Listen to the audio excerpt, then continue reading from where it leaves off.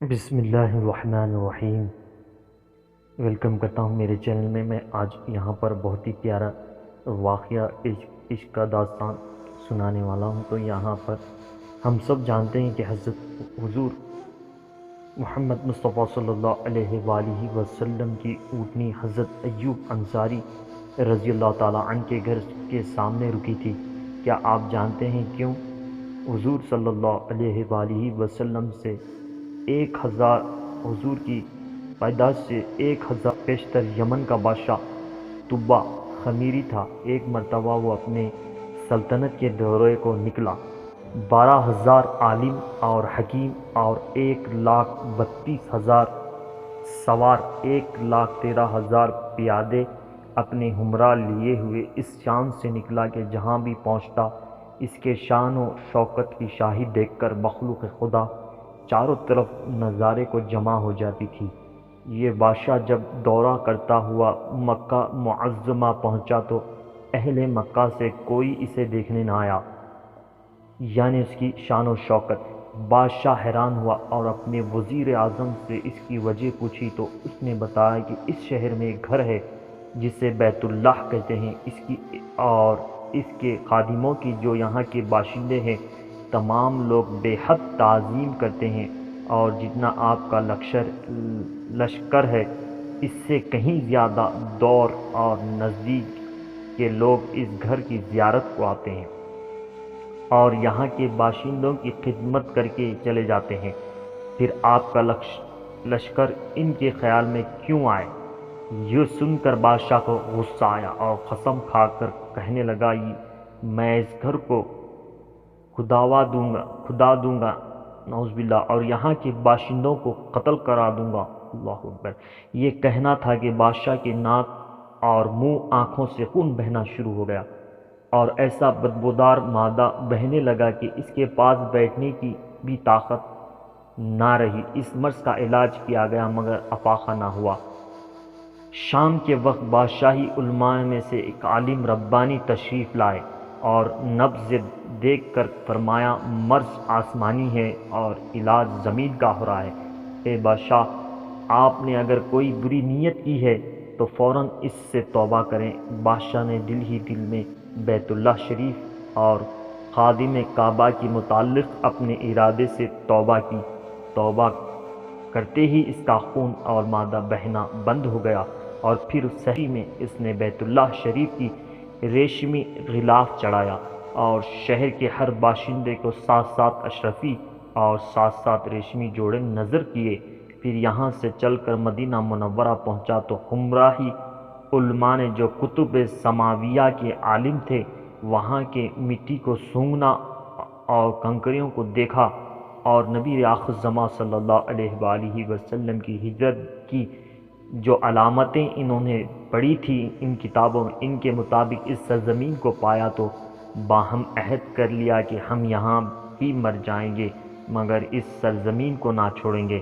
اگر ہماری قسمت نے یاوری کی تو کبھی نہ کبھی جب نبی آخر زماں صلی اللہ علیہ وآلہ وسلم تشریف لائیں گے ہمیں بھی زیارت کا شرف حاصل ہو جائے گا، ورنہ ہماری قبروں پر تو حضور ضرور کبھی نہ کبھی ان کی جوتیوں کی مقدس خاک اڑ کر پڑ جائے گی جو ہماری نجات کے لیے کافی ہے۔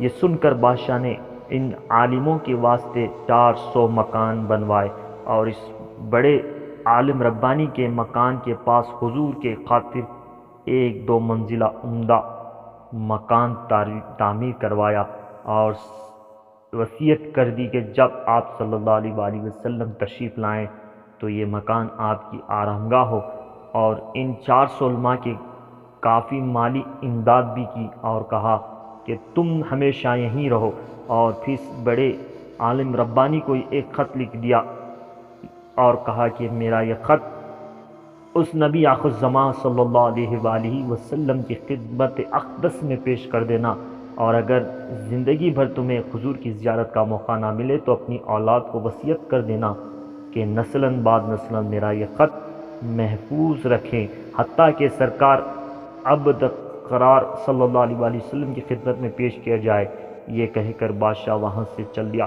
وہ خط نبی کریم صلی اللہ علیہ وآلہ وسلم کی خدمت خدمت اقدس میں 1000 سال بعد پیش ہوا۔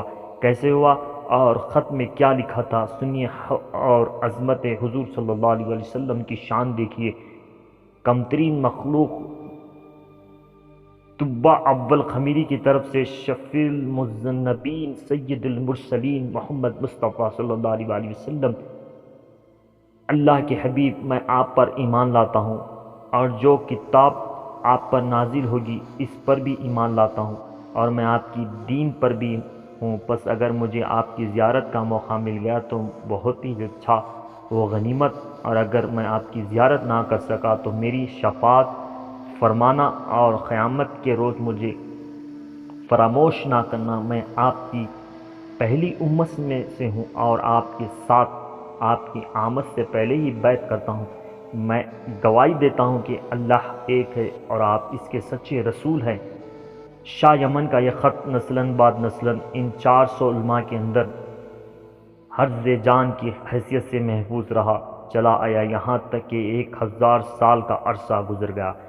ان علماء کی اولاد اس کثرت سے بڑھ گئی کہ مدینہ کی آبادی میں کئی گنا اضافہ ہو گیا، اور یہ خط دست ماں وصیت کے اس بڑے عالم ربانی کی اولاد میں سے حضرت ابو ایوب انصاری رضی اللہ تعالی عنہ کے پاس پہنچا، اور آپ نے وہ خط اپنے غلام خاص ابو لیلہ کی تحویل میں رکھا، اور جب حضور صلی اللہ علیہ وسلم نے مدینہ ہجرت فرمائی اور مدینہ کی الوداع گھاٹی مسنیات کے گھاٹیوں میں سے آپ کی اونٹنی نمودار ہوئی، اور مدینہ کے خوش نصیب لوگ محبوب خدا کا استقبال کو جوق در جوق آ رہے تھے، اور کوئی اپنے مکانوں کو سجا رہا تھا تو کوئی گلیوں اور سڑکوں کو صاف کر رہا تھا، اور کوئی دعوت کا انتظام کر رہا تھا، اور سب یہی اصرار کر رہے تھے کہ حضور صلی اللہ علیہ وسلم میرے گھر تشریف لائیں۔ حضور صلی اللہ علیہ وسلم نے فرمایا کہ میری اونٹنی کی نکیل چھوڑ دو، جس گھر میں یہ ٹھہرے گی اور بیٹھ جائے گی وہیں میرے قیام ہوگا۔ چنانچہ جو 2 منزلہ مکان شاہ یمن طبع خمیری نے حضور صلی اللہ علیہ وسلم کی خاطر بنوایا تھا، وہ اس وقت حضرت ابو ایوب انصاری رضی اللہ تعالیٰ عنہ کی تحویل میں تھا۔ اسی میں حضور صلی اللہ علیہ وسلم کی اونٹنی جا کر ٹھہر گئی۔ لوگوں نے ابو لیلہ کو بھیجا کہ جاؤ حضور صلی اللہ علیہ وسلم شام شاہ یمن طبع خمیری کا خط دے آؤ۔ جب ابو لیلہ حاضر ہوئے تو حضور صلی اللہ علیہ وسلم اسے دیکھتے ہی فرمایا تو ابو لیلہ ہے؟ یہ سن کر ابو لیلہ حیران ہو گئے۔ حضور صلی اللہ علیہ وسلم میں محمد رسول اللہ ہوں، شاہ یمن کا جو خط تمہارے پاس ہے وہ مجھے دے دو۔ چنانچہ ابو لیلہ نے وہ خط دیا۔ حضور صلی اللہ علیہ وسلم نے پڑھ کر فرمایا صالح بھائی طبع کو